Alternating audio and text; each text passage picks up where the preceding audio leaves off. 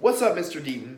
So, today we are going to be talking about Hursthouse and Langerak, Langerak and Hursthouse, however you want to say it.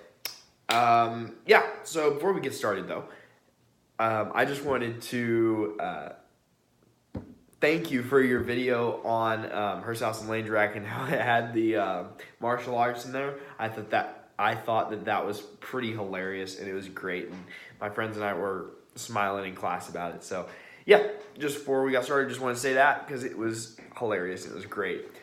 So, Langerak, what he or she, I'm not sure if it's a he or she, but beside the point.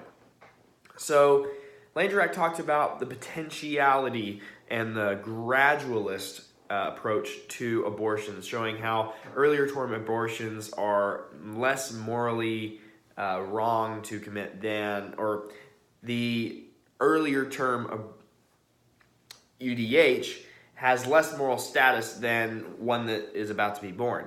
So Langerak goes into saying that there's 4 stages, like implementation, quickening, viability, and birth. And so Langerak kind of,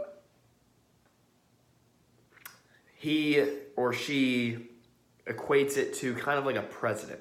Like you have a president beforehand, which you kind of see give some respect, but once it's past a certain point, you know that there's a great chance that they will be a president, then your respect goes up for them a lot more. It's kind of like that. So the implications that this would have for the ethics of abortion, I see that it would make can't speak. Okay. So I see that it would make early-term abortions much more acceptable than later-term ones and make the late-term ones much harder to justify, which I see makes a lot of sense, at least to me. So, Hursthouse's view on abortion makes a lot of sense to me. It's I can really relate to the way that she looks at it and how she goes through, and that it aligns with how I've in the past viewed abortion. And of course I haven't really thought about abortion much beforehand, but this was in alignment with what I had believed beforehand. So I thought it was really interesting how she talked about how childbearing can be such like a extremely physically demanding job, and like for 9 months caused the mom to be out of commission as far as supporting her family and yeah, all that stuff. I thought that was really interesting, and that she used that point because not many they hadn't talked about it being physically burdensome. They just said, or other philosophers had talked about how other examples of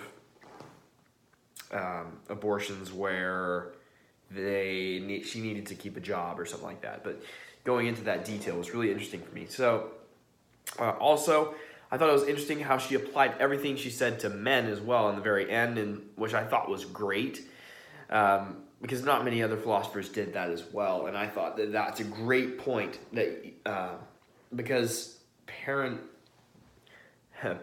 being parents, it requires two. It requires a man and a woman. So being able for both of them to really contribute and take ownership of their stances and their roles in the family, and being able to use that and just treat it responsibly.